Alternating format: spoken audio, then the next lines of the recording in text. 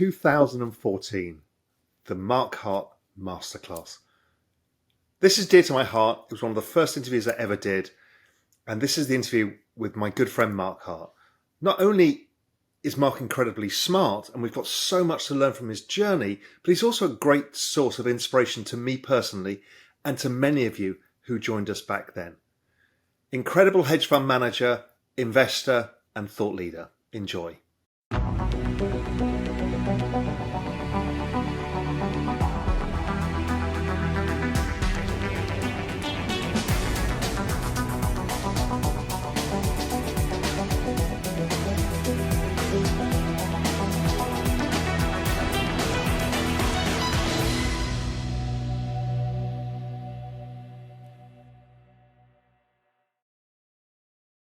So Mark, we've been friends for a long time, and I just thought with this Real Vision television, I thought it'd be a great idea to get to interview you to talk about some of the things that you've been doing, because I think you're one of the least known and most interesting people, and one of the most successful people I think in the business.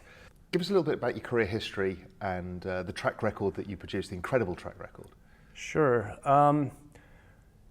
Out of college, did the typical investment banking route, moved to New York, worked in mergers and acquisitions for almost 3 years, kind of cutting my teeth. And my goal was always to be my own boss. And that was some of the wisdom, I guess, my dad imparted to me. And so after a few years in there, I worked private equity for 6 months, and I launched my first hedge fund as a junior partner with a couple of other guys. We launched with $200,000 in November of 2008. I was not the portfolio manager, can't claim the returns, but they were really good. And by March of 2000, we were up to about $70 million and had put up, world-beating returns. And we went to 100% cash, and which was a good time to do that. And we stayed 100% cash for a while, and I was getting a little bit restless. And I ended up leaving, took a trader with me, took an intern with me, and launched my own fund in July of 2001. That was Corente Partners. That was Corente Partners. It's a macro fund, primarily focused, though, long-short equity. So I identify ideas, I identify macro themes, and then the idea is to figure out the best way to play it through, equities or whatnot. Started with just under $1 million, about half of my own money, half of two other investors who kicked in $250,000 or so, and just focused on putting together good returns. 01 and 02 were interesting years. I was bearish, but felt there was too much business risk to be outright short. Was able to put up positive numbers over those 2 years. And fortunately, my framework caused me to turn wildly bullish in March of 2003. And from there, went on a great run, put up really good numbers, and I guess, and grew the fund. And by 2006, I was getting really worried. I kind of look at things in really long-term cycles, and I felt that the sort of inflationary cycle that began sort of post-World War II was probably coming to an end, and the big trades, at some point in the near future would be kind of disaster trades, blow-up trades, as we moved into a phase in markets where maybe what you call a winter phase, deflationary phase. And of course, I didn't want to position myself too bearishly kind of ahead of things.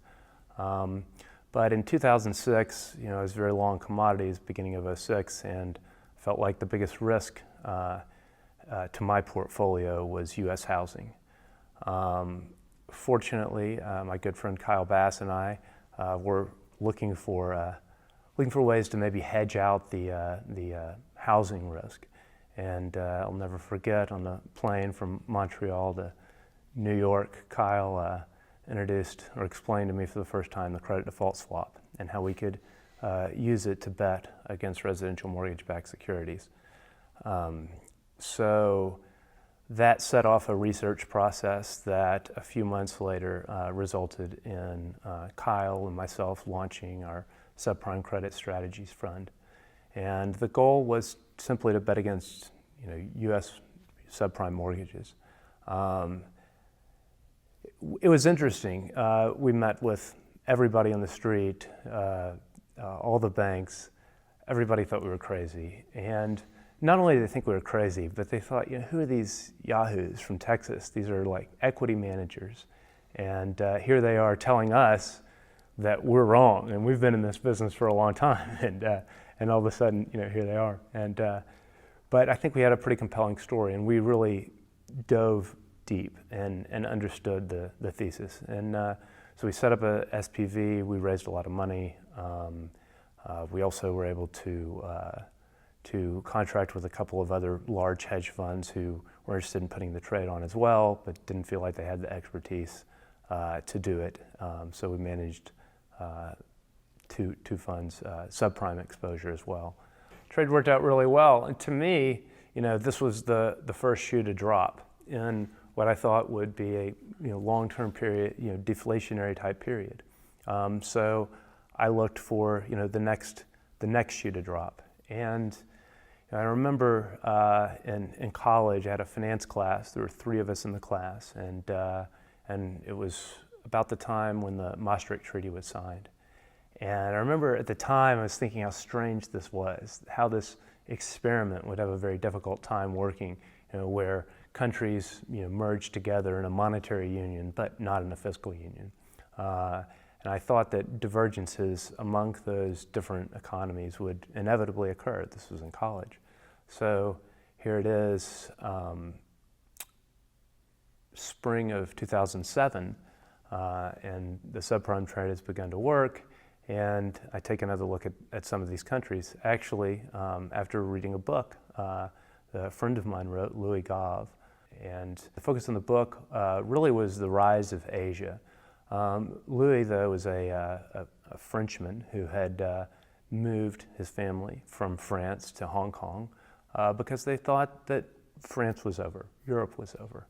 And so in the book they give a nod to the messed up nature of the EMU and the one monetary policy but multiple fiscal policies.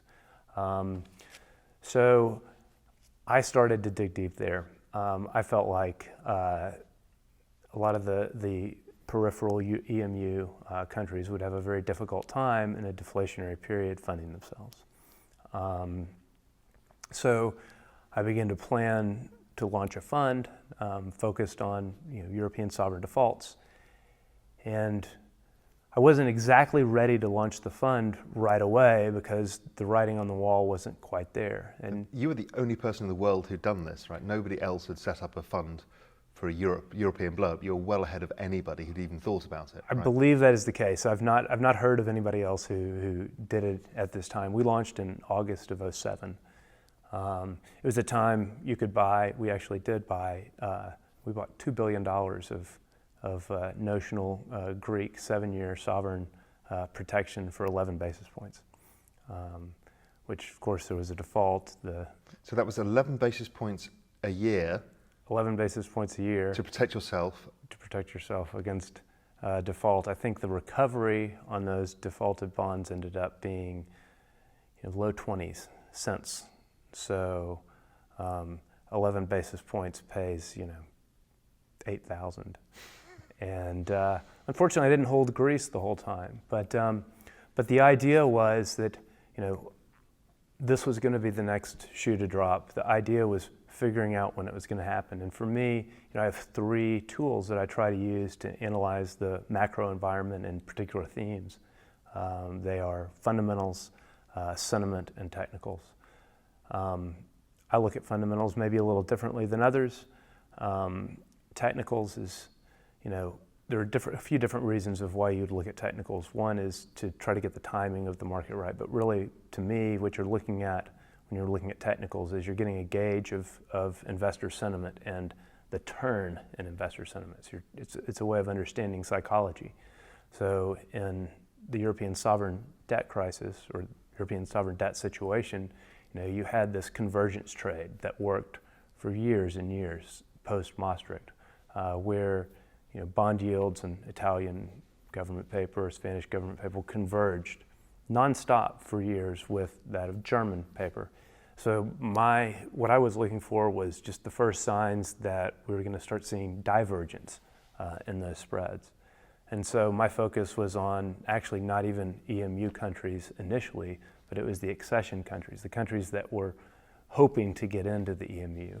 And their credit spreads had narrowed along with everybody else's. And then in July of '07, we started to see some interesting things happen. For instance, Albania or Lithuania or Latvia, and their spreads over Germany would go from 15 to 30 basis points. Massive moves, of course, still off of everybody's radar. At that point, I scrambled to get together a fund. I enlisted the help of my friend Louis Gave, and we put together a presentation and raised money. Fortunately, we were able to raise a lot of money, specifically to bet on European sovereign defaults. It was an interesting time in my career because it really marked the second special purpose fund that I was creating, and whereas for the first 6 years or 5.5 years of Corente and 9 years of running money, or 8 years of running money, the focus had been entirely on equities, and now shifting to these sort of disaster trades. But it fit my long-term framework that we were shifting into more of a deflationary period. Just want to go back a bit, just because as I said, Kyle, everybody knows, you've always kept a low profile on purpose, and people don't know some of the returns you put up. So talk us through the Corente returns up until 2009, 2010. Kind of what did they look like? The master fund, Sure. So not the special purpose fund. Sure, they're really good. My recollection is right. We net annualized in the neighborhood of 45% from mid '01 through 2006, and with I think do we have a down? I think we did have one down year in '02. I think we were maybe down 1%. So over that period, you were probably the most successful hedge fund manager in terms of returns in the world. I know you're pretty humble. You don't like to say these things, but I don't know anybody who's put up those kind of returns. Yeah, over that period. Over that period. Yeah, no, that's conceivable. I'm not sure. And of course, started with a much smaller base. I mean, I was able to put 30% of my portfolio in uranium stocks at one point, or 30% of my portfolio in small cap nanotech stocks. We'll come on to how you construct portfolios later, because one of the things you do is you don't mind taking a bet, right? You don't mind the volatility. It's kind of old school macro when it comes to that. Mm-hmm. What about the returns that you made from the subprime special purpose fund? So in the actual fund, I think the net returns to investors were a little over 500%. In what period of time? I think we launched in September of '06 and began returning money in November of '07. And by December of '07, I guess we had returned 100% of the fund and wound it down. That's extraordinary. That was nice. And how about the European fund? How did that do? Because the European situation never got to the end. We got close to the very brink at various points. It did, and I think our net, annualized, our net return over the life of the fund was maybe a couple of 100%. Our investors fared a little bit better than that because we made a huge amount of money very early and returned the majority of the capital in 2009. So giving everybody a free option, essentially. Right. So everybody had all their money back plus, and we carried it out. It may not have been managed the best way. I didn't understand the politics of it as well. I looked at France and saw France being just as bad as Greece, or Italy being just as bad as Greece, but politically, they weren't going to let France go, or they weren't going to let Italy go. And look, when you're faced with the core of Europe getting into a debt crisis, it's difficult to know what the eventual outcomes are. That's right. Who's going to get saved, who isn't. So it's not an easy game. Right. That's right. So let's move on a bit, because I want to get on to you started the third special purpose fund. So again, I think you are the true pioneer of special purpose funds, and particularly in tail risk. Right. And I think you moved on to China is the next thing. That's right. So what did you see in China, and what are you seeing now? I know your fund is still kind of running into maturity now, and we'll talk about fund structures a little bit later. But what do you see in China? What is it we need to be focusing on, and what's going on? Well, I think that it's the way to think about China is the way that they funded themselves. China, one of the fastest growing countries in the world for 17 or 18 years. And the way that happened, obviously there's a lot of potential, a relatively well-educated population, et cetera. But China devalued their currency about 17 years ago pretty dramatically, and they set it up so that it was undervalued. And so an undervalued currency is going to attract capital flows. And so our focus was on capital flows. And the vast majority of the capital flows into China for the first decade plus, until really 2007, were trade flows. It was the global labor arbitrage. China had a lot of cheap labor close to coasts. It made a lot of sense for people to start outsourcing their production to China. So China ran a very large trade surplus. And the way that works is more dollars or more foreign currency, you'll just call them dollars, are flowing into China than flowing out, and that puts natural upward appreciation on the Chinese currency, and that's exactly what we saw. And it became, and it still has become actually in most investors' minds, a one-way bet. Over a long period of time, people become convinced that they just extrapolate the past into the future. Just becomes self-reinforcing, I guess. It becomes self-reinforcing. So the way it works, dollars flow into China to an exporter. The exporter takes the dollars, they deposit in a Chinese bank because the exporter needs yuan to pay their workers and to operate. So now, all of a sudden, the bank is long dollars because they want the bank to convert the dollars into yuan. So banks are typically in the business in China of lending out yuan, not dollars. So the banks have dollars to sell.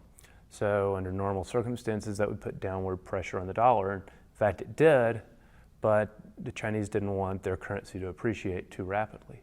So the People's Bank of China became essentially the buyer of last resort of dollars in the interbank market for foreign exchange. So as banks were selling dollars, and they could acquire dollars through trade, through foreign direct investment, or through people putting on the carry trade. So this is how they built up gigantic reserves, Exactly. by just soaking up all of the dollars that everybody else was selling. Exactly.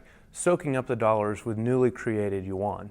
So the central bank would purchase the dollars by printing money. This is how the PBOC has the growth in the PBOC balance sheet in the last 15 years, the amount that it's grown in US dollar terms is much larger than the size of the Federal Reserve's balance sheet, despite the fact the Fed has been around for almost 100 years, and the US economy is in GDP terms twice that of China's. In terms of wealth creation, it's much larger than that. So you're saying this is, as a byproduct of this, they ended up being one of the largest printers of money the world had ever seen, essentially. The largest printer of money the world has ever seen. And by printing the money, they print it and they inject it into the banks, and then the banks lend it out. So it's got a multiplier effect. And the banks typically lend it out to state-controlled entities, whether they be SOEs or they be local government financial institutions. And so the net result of that was that massive infrastructure boom, Beyond the world, anything the world had ever seen, I think. Exactly, and a beautiful positive feedback loop, whereby dollars come in, foreign exchange reserves grow, the economy grows, GDP grows, and it attracts more capital. The financial crisis comes along and trade drops, foreign direct investment slows, and the net inflow turns to net outflow. And that's what we expected, and we expected China to be sort of the next victim of this deflationary type, global deflationary scenario. We were wrong, obviously, at least on our timing. I think we were wrong more because central banks like the Federal Reserve more than quadrupled their balance sheet, forcing dollars into China. But post-2007, the flows into China have shifted. Yes, they still run a trade surplus. The surplus is nothing compared to what it was in the past. China became dependent on carry flows and people executing the carry trade, which in its simplest form would simply be borrowing dollars, selling them, purchasing yuan, and using the yuan to purchase yuan-denominated assets. And this trade has been probably in terms of carry trades, it's certainly been the greatest carry trade in modern history. How big do you think that carry trade is now? It's hard to pin down exactly. We think it's between $1.5 trillion and $2 trillion. Wow. Most estimates come in a little lower. We've attacked it from several different angles, and that's what we think it is. And have you included in your numbers all the commodity? Because there's this huge trade going on where China's borrowing commodities to use as collateral to then borrow more money and then try and make more carry trades. Yeah, no, exactly, and yes, we do. But you can attack it from a couple of different angles and come up with the same number. Whether you're focusing on it that way, or you're focusing on the gap between, if you count up foreign direct investment and trade surplus, that should tell you the difference between the growth in foreign exchange reserves and the net of those, and the sum of those two numbers would give you. I mean, there are a few other calculations to make, but it would essentially give you, unexplained inflows. So, do you think at $2 trillion, let's say that's the number, right?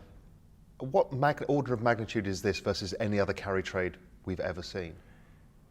I may not be the greatest student of history, but I've never seen anything. There's nothing of which I'm aware that's even close.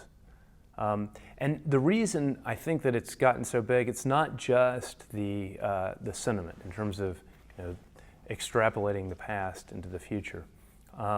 It has been the intentional suppression of exchange rate volatility, which, if you think about it, imagine a balloon. And if you put pressure on one part of the balloon, the other part expands. So, in order to suppress currency volatility, in other words, to run a roughly pegged currency with the US dollar, either a crawling peg or a hard peg, China is forced to grow money supply much more rapidly. So that would be the part of the balloon that inflates rapidly as currency volatility is suppressed.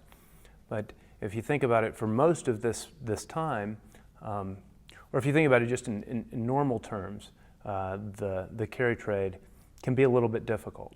Say one country A, you could invest for 1 year and it yields 3%. Country B, which would be the funding country, you invest for 1 year, it yields 1%.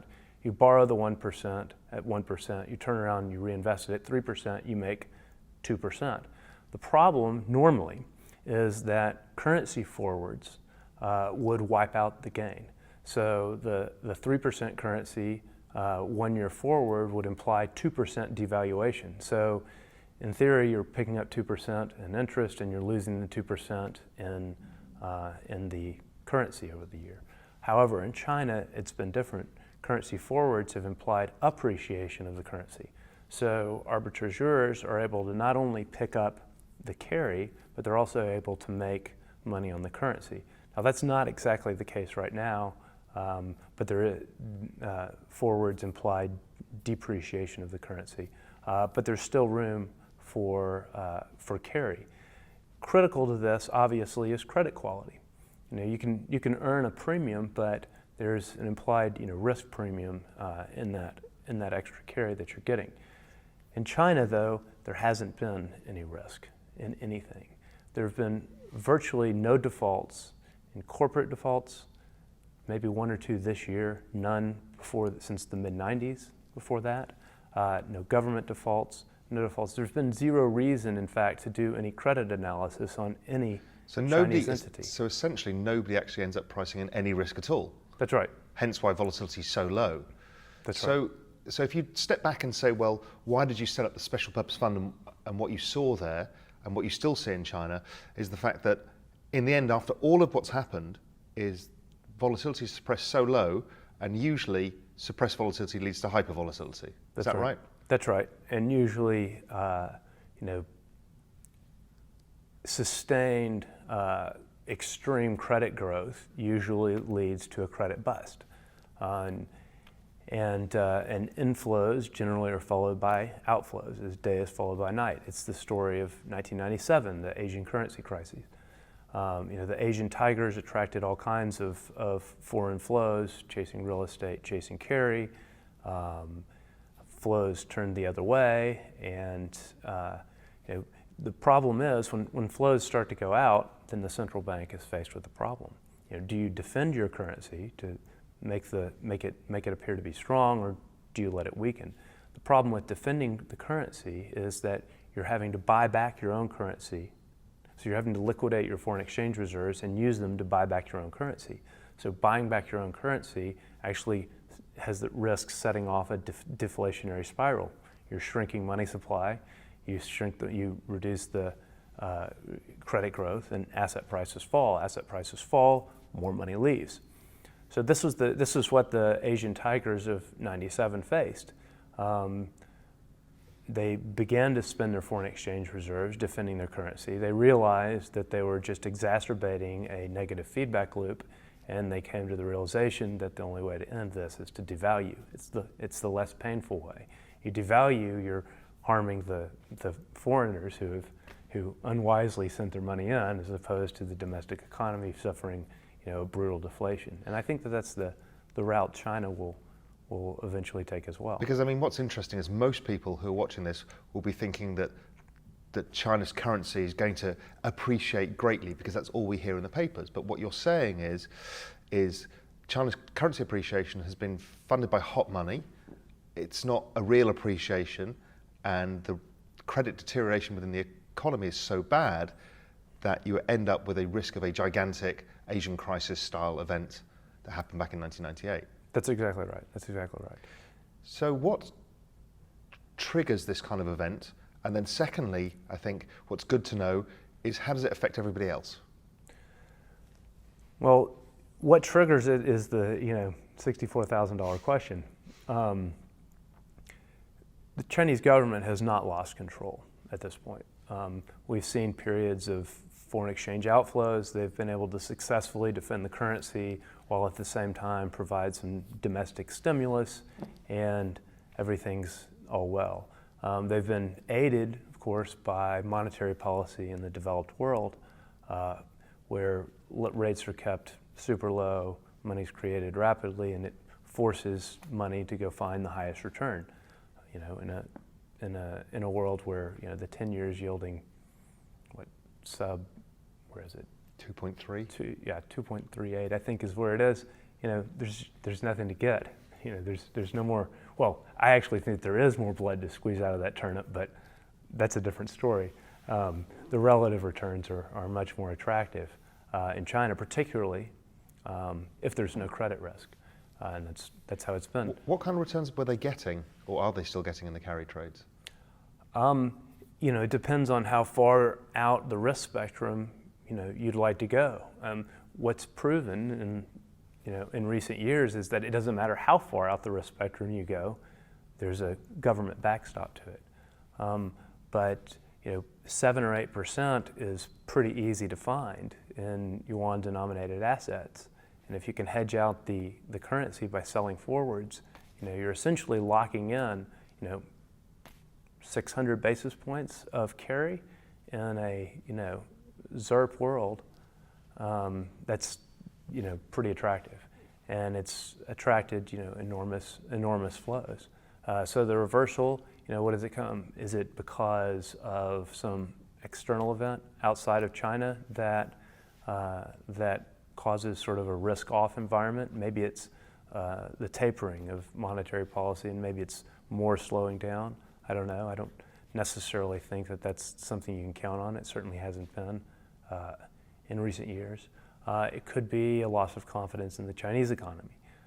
That could happen if you start to see more defaults. China began to introduce defaults into their system in March of this year, and you've seen a few corporate defaults, a few defaults in the system. Not enough, I guess, yet to spook the carry traders into leaving.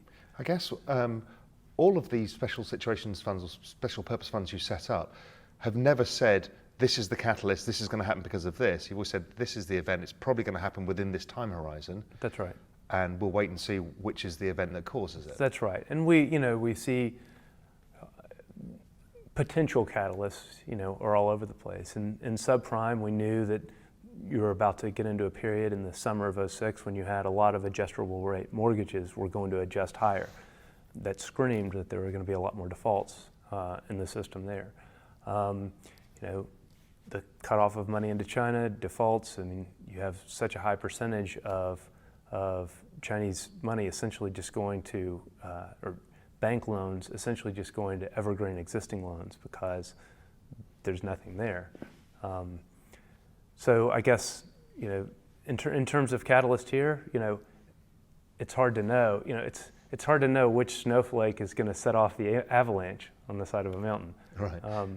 And so in terms of, for other people who don't necessarily have the skill set to put some of the trades, and we'll talk about how you construct some of the trades in a minute, but people who don't have the skill set to do that, what kind of outcome? So let's say this does happen. Let's say the big event in China happens. What happens? What goes on in the world when that happens? And what trades or opportunities are there for people? Well, I think it's very deflationary.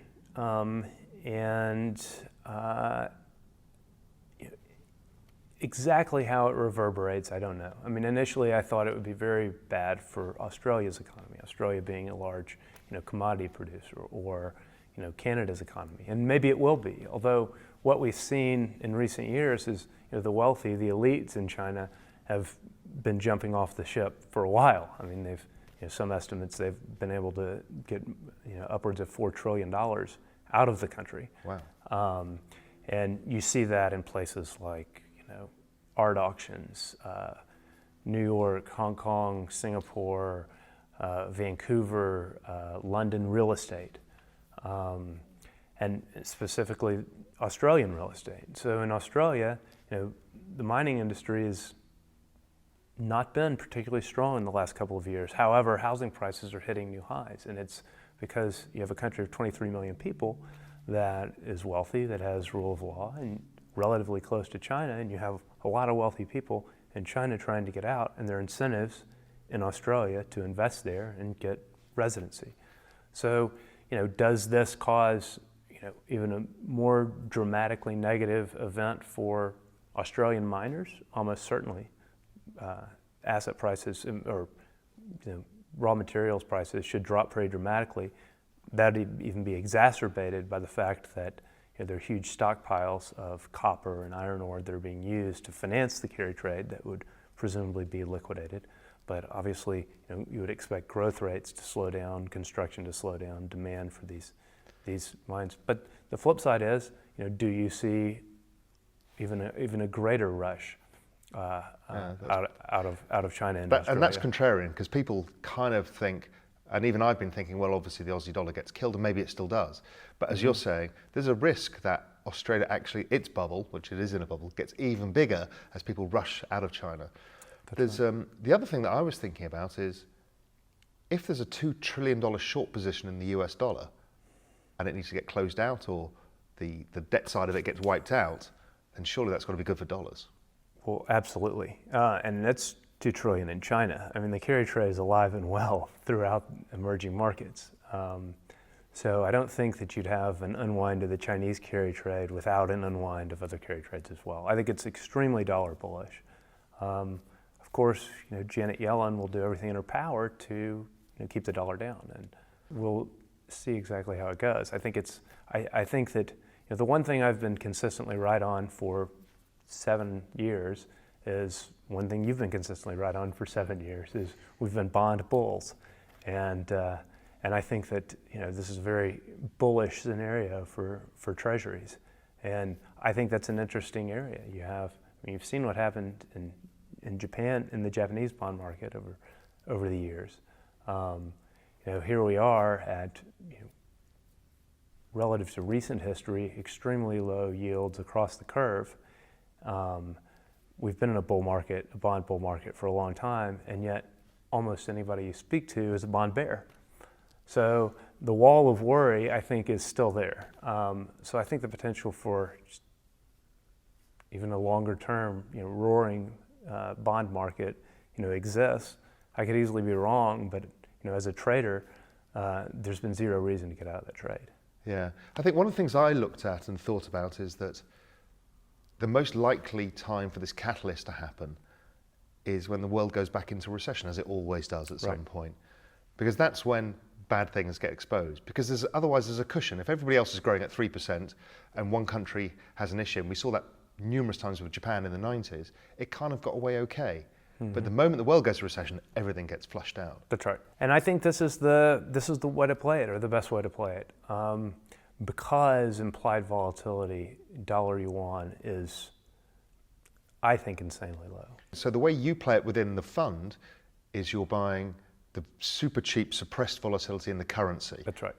That's right. That's exactly right. Because not only do I think the fundamentals and sentiment, possibly technicals, there may have already been a turn that you've seen in the currency, are lined up, but the way to play it is where volatility is mispriced. And as I mentioned earlier, essentially the backstopping of all credit in the system, and just the sentiment that has been constantly reinforced that this is a one-way trade in the minds of traders has been an environment that's allowed volatility to give me an example extreme. of the types of trades, because some people won't understand what you mean by saying you're buying volatility in the yuan. What do you kind of mean by that? Are you buying out of the money puts? What are you doing? Or? Yeah, out of the money puts, and so you have the yuan is roughly 6.14 yuan to the U.S. dollar.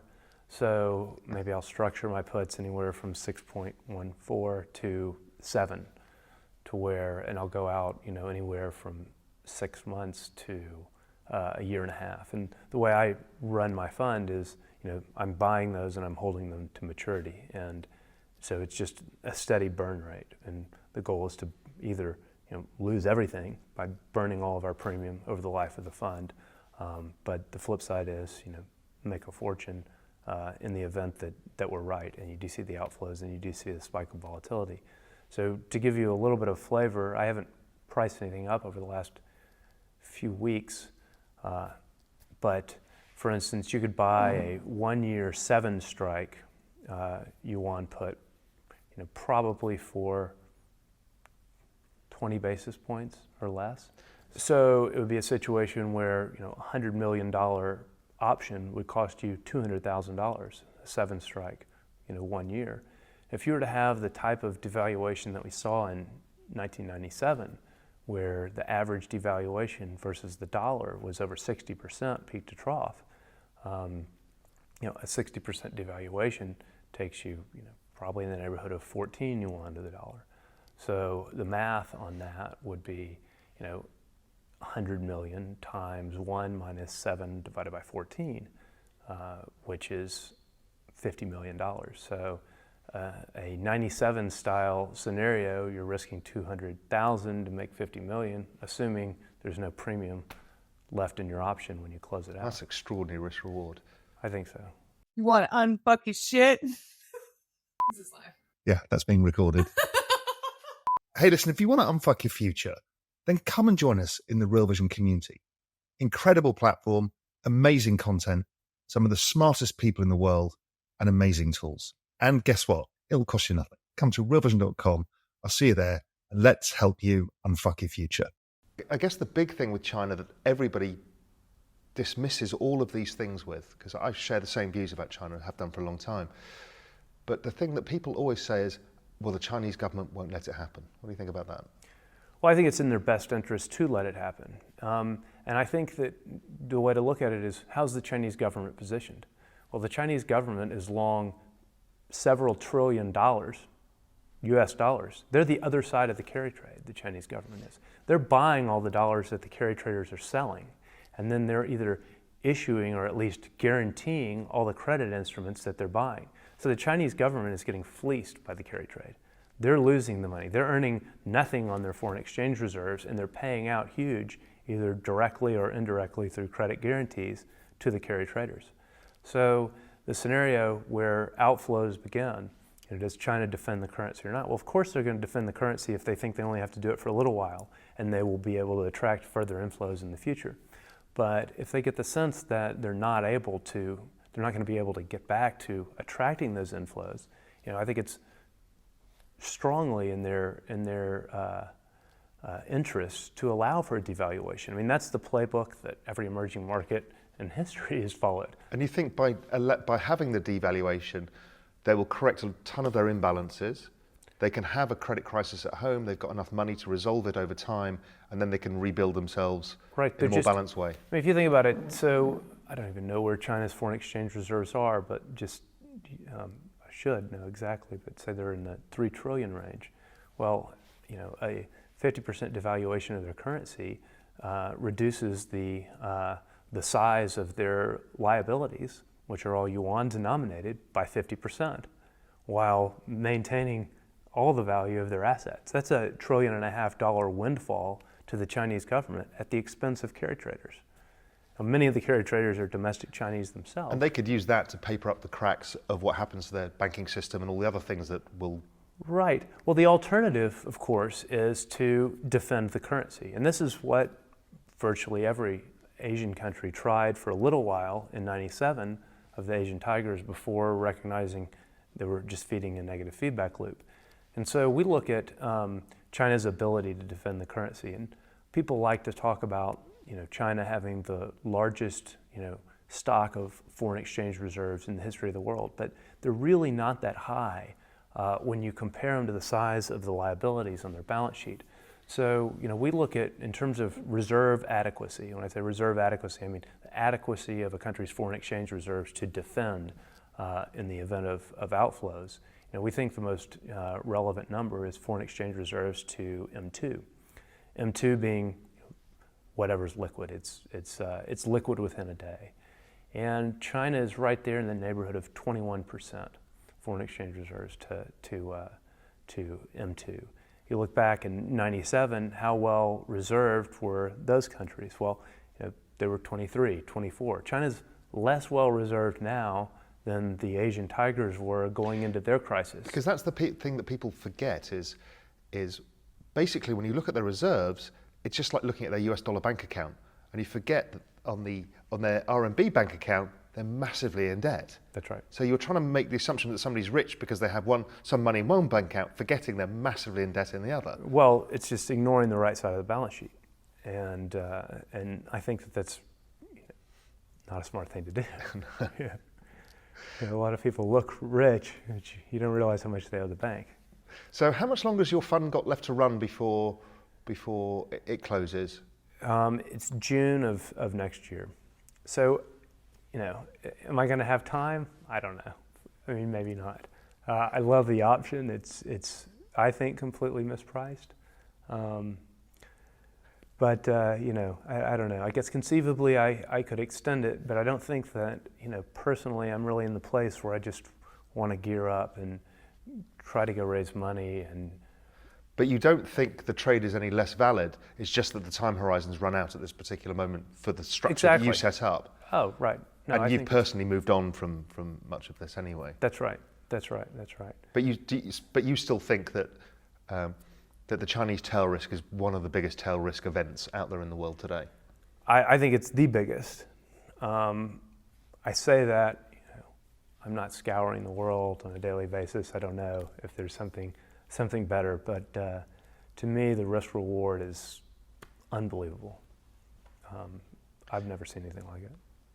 So Mark, moving on from China specifically, I know you're essentially leaving the hedge fund industry. You've done extremely well, and you've kind of had enough, I think, as many people have done. So many people are exiting. Yeah. Some of the great and good are exiting the industry, and we'll come on to that a little bit later. But what I think, talking to you and knowing you well, I think one of the things we discussed is it'd be a nice thing to let people know some of the things that you've learned, to impart kind of some of the knowledge you've based and some of the mistakes that you've made for other people. And I think it's fascinating because people don't get a chance to talk to somebody like you, and certainly not the wider public don't. What I want to talk about first is how you look at this tail risk, because it's a concept to many people they don't really understand. But you're one of the kind of founding fathers of that business, and I think it would be great to, what do you mean by tail risk? How does it work, and how do you go about looking for these things? Well, I don't know if I even love the term, tail risk. I guess, for me, I try to have a macro framework. And as new information comes in, I constantly try to, adjust that framework. I'm obviously not going to have things exactly right, so it needs to be fluid and you need to be flexible. And for me, I try to understand where we are in long-term cycles and in shorter-term cycles. And so the reason I've been focused on tail risk type trades over the last 7 or 8 years has been because I think we're at the time in history where those types of trades should work. Sort of a winter period, if you think about 80-year type cycles. So when you're talking winter period, you're talking Kondratiev winters. Exactly. Kind of Austrian cycle, exactly. business cycle theory. Exactly. And so, I felt like in '06 we entered the winter period. And the winter period is going to be the time when you should be able to find more kind of blow-up type trades.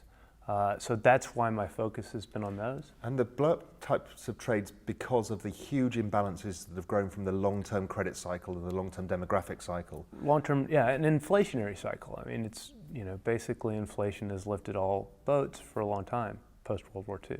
And I think we're more to the deflationary phase right now. And so the tail type trades where people are short money and long assets, those sort of trades kind of come unwound. So that's kind of the broader framework, and then it's narrowing it down. And I mean, my research process has always been one, to talk to a lot of smart people and try to find out what people are thinking, and engage a little bit of sentiment. But really, I just read an enormous amount. It can be, the New York Times. It could be, listening to music and figuring out kind of what people are doing. I mean, noticing demographic trends are really important.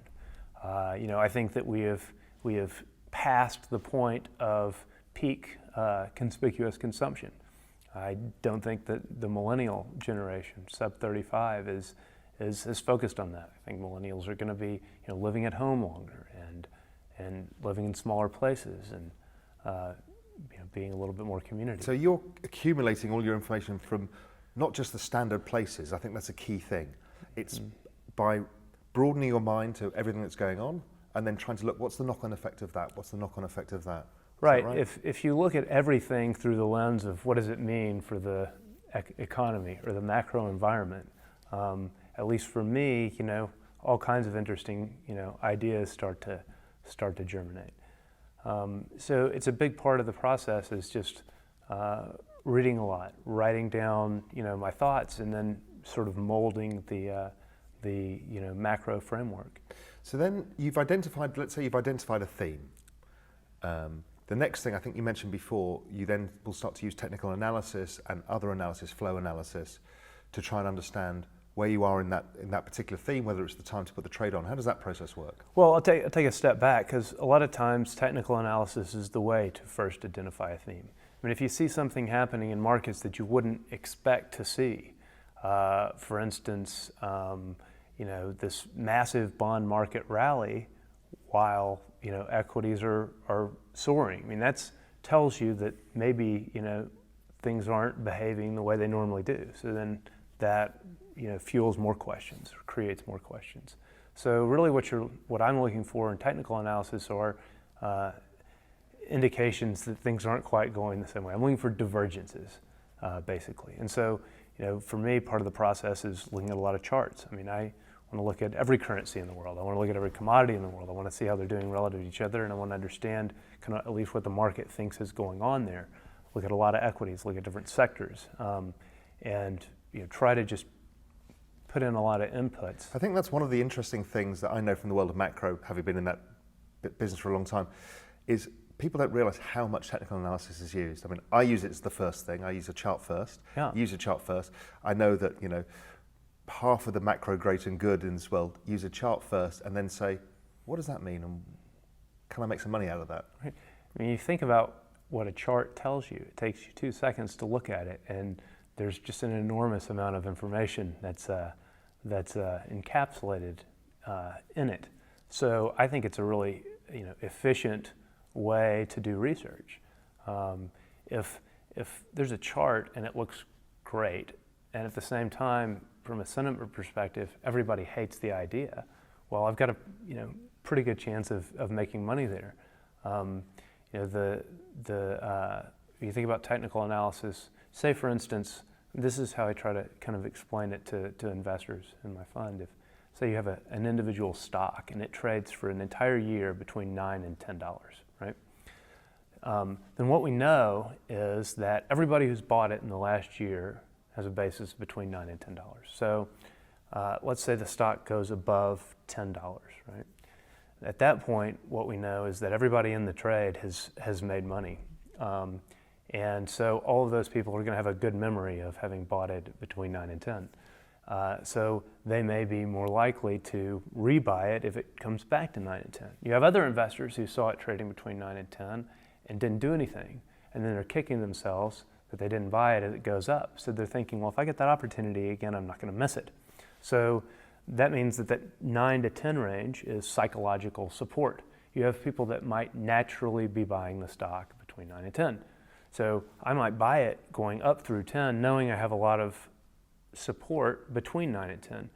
If the stock then turns around and falls and drops down below 9, then I know something is likely going on. Maybe I don't even know what it is, but something's going on that has caused this stock to drop below the psychological support level. So I don't have to know what it is, I just know I'm wrong. So I sell. So I have a built-in stop, my downside's 10%. So if we look back over some of the times that you've used this, where did this lead you into any of these big themes you looked at? Where did, give us an example of how technical analysis has kind of helped. Subprime. In the first 6 months of 2006, the average amount of time that a home sat on the market doubled, from like 3 to 6 months in the United States. I mean, that was telling you that this sector is hitting the skids really rapidly. It was before there was really pricing that was happening, or for instance in the European trade. We started to see credit spreads blow out, and by blow out, just huge moves, though maybe at absolute levels not big, for all the accession countries, and then you started to see it happen with Greece, with Italy, with Spain. So it was the trade, the idea, the theme was there. I felt like I have a great idea, this is going to be great. Now I'm just waiting for the market to tell me I'm right. So I was watching credit spreads, because credit spreads were going to tell me that my thesis was beginning to play out. And when it did, I rapidly raised a fund and made the bet in size. The same sort of situation, how do I find a specific theme? I may love a theme fundamentally, that it's a great story, but if the market's not, if the technicals of the idea aren't set up, then I'm missing something. I haven't been there for a long time, focusing, studying, researching it. I'm almost always going to have less information or less experience researching a particular sector than the specialists who are in it.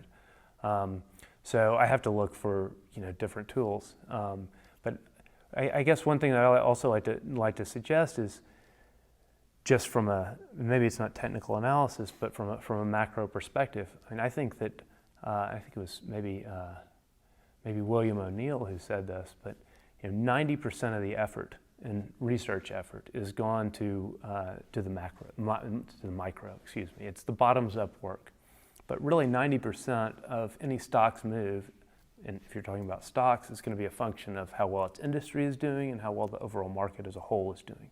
So if I focus on what only 10% of the world is focusing on, but it translates into 90% of a stock's move, I don't have to be as smart and I don't have to work as hard as those bottoms up guys to get an edge. So I think that's an important component. So let's talk a little bit about the other part of your portfolio. I'm going to come back to position sizing and stuff later, Mm-hmm. but let's say, okay, we found an event that looks like it's mispriced. It looks like the technicals are turning. It looks like there's a big move to come. Mm-hmm. So then, when you then start thinking of trying to put risk reward in your favor, how do you do that? I mean, there's part of it's trade construction in terms of using options or whatever, and others is maybe stop losses. How do you think about that? Well, I never. I did some at times use stop loss. You should have used them, more often, at times. What do I think about constructing? Well, I know that the big money is going to be made by acting on incomplete information. If you have complete information, the market has complete information, and there's not going to be an opportunity. So what I'm looking for are pot odds. Maybe I have a 40% chance of being right, but the payoff is 5x. Well, I'm going to take that bet all day. I know that the likelihood is that I'm going to lose the bet. But if I make that same bet 100 times, I'm going to beat the world. And you find options is one of the best ways to do that, to define your risk reward, or not necessarily? At times, certainly. I guess it just depends on the specific trade or the specific theme. Yeah, I know, because one of the trades we were talking about, that's not an option trade, we were talking about recently, was Bitcoin, where I see the downside as being, okay, we could say it's zero. Right. But the upside could be $1 million. So It's therefore enormous. the risk reward is insanely skewed. It is. And you're really, in Bitcoin, for instance, you're playing the trend. I mean, the trend is your friend. And the trend is that Bitcoin is going to be important. It's going to play a major role. I like that. I own Bitcoin. I'm going to own more. But I think that's a really good example. So another thing that people struggle with, and when I was running a macro fund, I struggled with, I think as everybody does, is how to size a trade. So I've always been a fan of, I never wanted to manage the volatility. I mean, I take that back. I've never been afraid of volatility. I never wanted to be the guy that just churned out nice, steady, returns over a long period of time. It's not, what I love doing.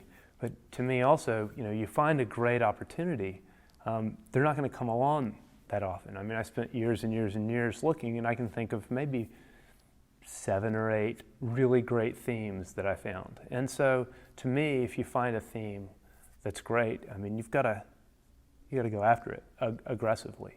So I'd have no problem putting 30, 40% of my portfolio concentrated into one specific theme. I just wasn't worried about big drawdowns. You're much more of a fan of the old school macro approach of small number of concentrated risks as opposed to a broad diversified portfolio of That's right. of risk. That's right. And I say that within a specific theme, I may have 10 or 20. I mean, it could depend. I get really bullish on uranium, I think in 2003, or maybe it's 2004, when at the right time, I had 30+% of my fund in junior Canadian uranium miners. I knew I had the theme. I knew nobody was focused on it. That was the time to make the big bet. So what do you think about the fact that, I mean, I noticed this from the macro school of old to nowadays, is nobody seems to want to take risk anymore. I mean, what do you think about macro funds that make 1.5% returns at best, or maybe even 1%, maybe even 0.5% a month, and think that's what macro is all about now? Well, the managers get really rich, and that's a goal, I guess, for some managers, and I don't think it's good for the industry, but I don't think I'm not suggesting that there's any sort of false advertising out there either. Institutional money likes that, and to me, there's no passion in that, and you're not doing anything interesting, and I want to be doing something interesting with my life and with my work, and to me that's I'm a believer in that as well. It's the passion in running a macro portfolio, and the whole really investing in it, and not to do it as a bland process of turning numbers. Right. You can make a lot of money, as you've proven, from having high volatility, and some of them, the greats of the industry, people don't even know, people like Nick Roditi used to run a lot of Soros's money, had enormous volatility. He could stomach so much volatility, but his returns were extraordinary as well. Because an investor's never going to make the kind of returns that you've put up in any other way. You don't get a 5 vol fund Right. that gives you 200% return in a year. That's right. That's right. But that style, I mean, my style is certainly not for everybody. I No. think a lot of it's, the way you're wired. I mean, if you can't go to sleep at night with your positions, then you're not managing your fund the right way.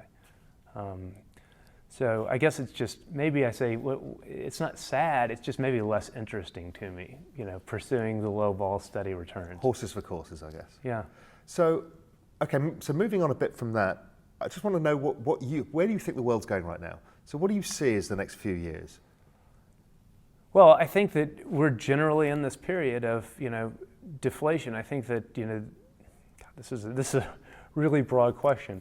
And I don't know exactly where markets are going. I mean, a lot of it has to do with how much money is out there, because markets are priced in money. But I think that we're at a really interesting time, a time that a lot of change is occurring. I think that as the millennial generation, really becomes sort of the vanguard of culture. You'll see what. Well, I mean, I guess they've come up at a different time than others. They've been, in their childhood, they probably saw their parents go from being very comfortable to struggling, and that has a lasting impact on somebody. They're not going to be the type of person that's going to go out there and run up a lot of debt and consume. I'm not going to say they're not going to run up a lot of student debt, but our government is trying to force that to happen. So do you think that, because I know how you think about things, the balance of probabilities lie in everything being fine, everything being more risky than people assume? Where do you, talk in broad terms, because... I think, yes. I mean, I think that people are going to be disappointed in where markets go. I think it's now that doesn't mean immediately. I don't know. It's hard for me to call. I mean, I've only shorted one stock in the last 2 years. But yes, generally, I think that we're in for tougher times, and that doesn't mean it's going to be hide out at Galt's Gulch with your guns and gold necessarily, but it could be. So you've got a bit of guns and gold as your strategy. I do. I have guns and gold and remote real estate, but it's not because I'm preparing for that. And your long equities as well. What you've got is you've covered the tail risk. Covered the tail risk. I mean, for me, having some guns and some gold, first they're kind of interesting. Need to shoot. And we are in Texas. And we are in Texas. I kind of, to have my Texas, ID card. You've kind of got to show that you've got a little bit of that in you.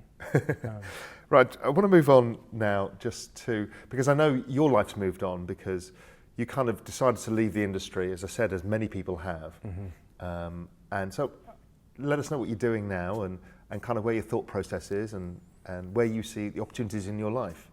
Yeah, so I've focused on a few things. I focused, but really, I guess what I've tried to do is find teachers. I want to be a lifelong learner, and I try to associate myself with people that I think can teach me.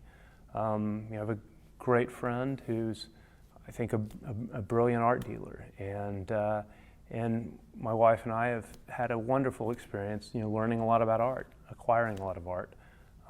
We've been very successful in it, but I think probably the reason we've been successful is because we haven't been trying to be. We haven't thought about it in terms of money.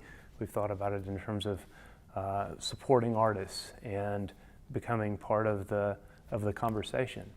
I spend 12 hours a week training Brazilian Jiu-Jitsu. I've found a world-class teacher. His name is Marco Santos. He introduced the sport to the East Coast of the United States in Manhattan, and a jiu-jitsu studio right next to my office, and I train twice a day. And I started doing that actually to try to help clear my mind, and it was a very stressful time for me, particularly 2009 through 2012. So it was good to get in a position where I can't breathe and can't move, and I'm forced to get deep inside of myself. Otherwise, I panic. And so I've tried to pursue that and pursue other kind of athletic endeavors.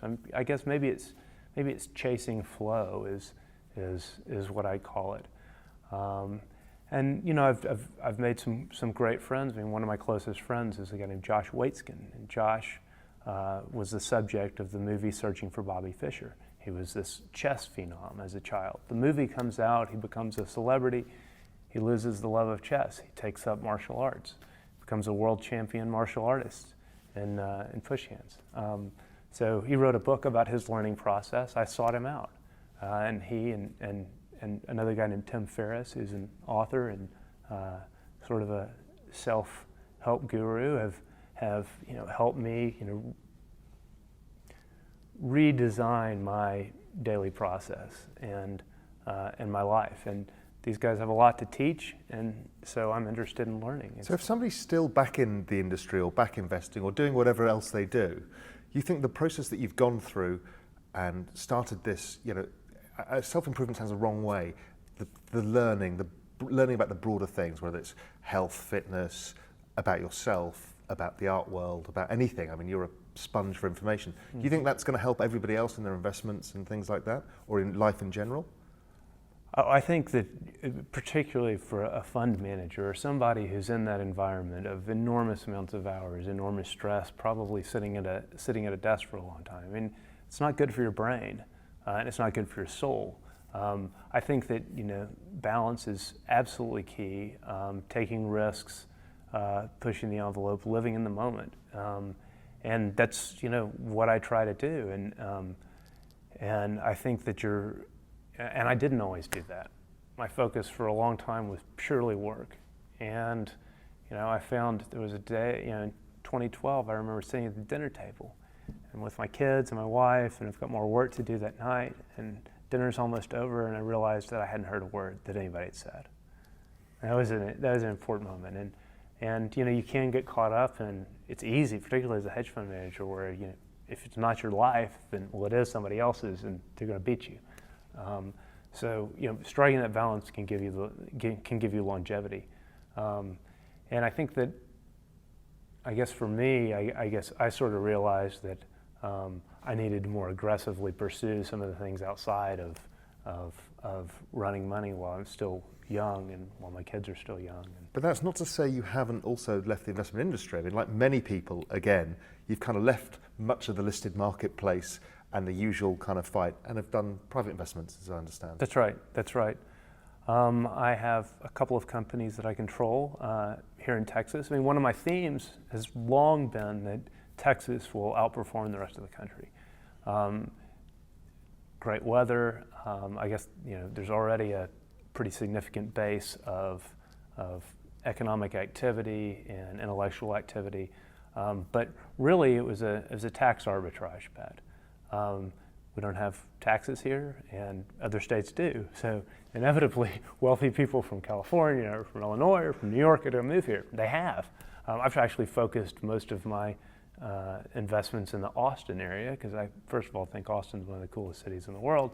But second of all, I think that's where people are going to go. So I actually have a wood pellet manufacturing company in Austin, and or just outside of Austin, and I have a trash hauling business outside of Austin. And these are businesses that generate a lot of cash that I can control. I don't have to worry about the stock that I own not really being owned, but sitting somewhere having been lent out to somebody else. I don't know that I have it. So operating businesses, I think, those can provide me sort of the long-term, security. Because again, what's interesting is your macro mind has essentially done the same thing again, which is identify macro opportunity, which is the population growth in Texas and the growth of the economy is going to be larger than people expect. Therefore, you can buy businesses that just operate trash hauling and pallets and nothing fancy businesses, but they do very well in that environment. That's right. It's a very pure macro play. That's right. No, and I've thought about it. I mean, when I was really active, I mean, I've been pitching Texas for a long time, not because I'm a Texan and I live here, but because it seems to me, at a minimum, to be the tallest midget, if not, a genuine, growth story. And it has been a genuine growth story. So yeah, it's definitely a macro theme. Yeah, I think macro's in your blood. Mark, thank you very much. I think you've given people a lot of fascinating things to think about, and we wish you all the luck. Ralph, thank you so much for having me here. Great. Enjoyed this very much. Perfect.